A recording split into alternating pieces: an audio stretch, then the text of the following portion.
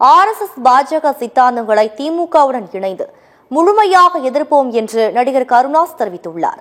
சென்னை அண்ணா அறிவாலயத்தில் இன்று முதலமைச்சர் மு.க.ஸ்டாலினை முக்குளத்தோர் புலிப்படையின் தலைவர் கருணாஸ் இன்று சந்தித்தார். பின்னர் செய்தியாளர்களுக்கு பேட்டியளித்த கருணாஸ், பசும்பொன் முத்துராமலிங்க தேவர் குரு பூஜைக்கு வருகை தருமாறு அழைப்பு விடுத்ததாக கூறினார். 2026 சட்டமன்ற தேர்தலில் திமுகவுக்கு ஆதரவு அளிப்போம் என்றும் அவர் தெரிவித்தார்.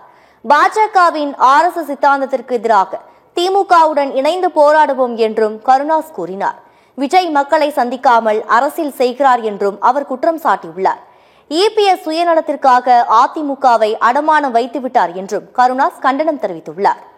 RSS சித்தாந்தத்தால் பாஜகவினுடைய நிலை இங்கே வேறொன்றுமேயானால் எதிர்காலத்திலே நமக்கான அடையாளம், நமக்கான மொழி, நமக்கான இந்த மண் நம்மைக்கு இல்லாமல் போய்விடும் என்ற ஒரு அபாயத்தை மக்களிடத்தில் எடுத்து சொல்லி நான் தேர்தல் வேலைகளை செய்தேன்.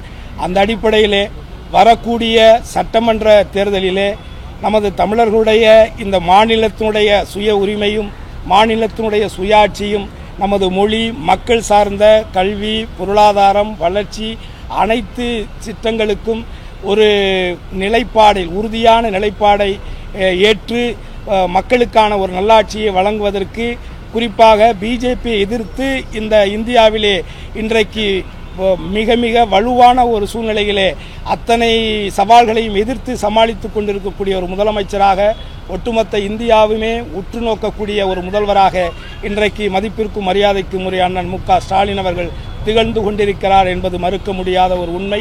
அந்த நிலையில் இவர்களுடைய ஆட்சி தொடர வேண்டும் என்பதுதான் என்னுடைய முக்குளத்தோர் புலிப்படையினுடைய ஆவல்.